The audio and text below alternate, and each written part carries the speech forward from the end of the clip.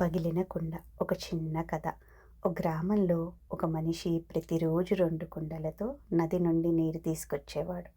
ఆ 2 కుండలను కర్రకు కట్టి భుజంపై వేసుకొని తీసుకొచ్చేవాడు. ఒక కుండ పూర్తిగా బాగానే ఉంది. కానీ మరొక కుండలో చిన్న పగుళ్ళుండేవి. అందుకే ఇంటికి చేరేసరికి పగిలిన కుండలోని నీళ్లు సగం మాత్రమే మిగిలేవి.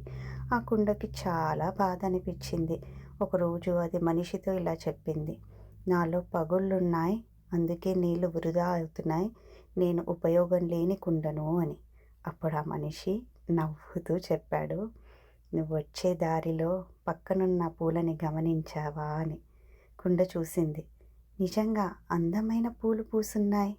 ఆ మనిషి చెప్పాడు: నీలో పగుళ్ళు నాకు తెలుసు, అందుకే నీ వైపు దారిలో పూల విత్తనాల్ని నాటాను. ప్రతిరోజు నువ్వు చిందించిన నీటితో ఆ పూలు పెరిగాయి. నీతి ఏంటంటే మనలో ఉన్న లోపాలు కూడా అందంగా మార్చుకోవచ్చు. ఎవ్వరూ పూర్తిగా పర్ఫెక్ట్ కాదు. Every one is unique in their own way.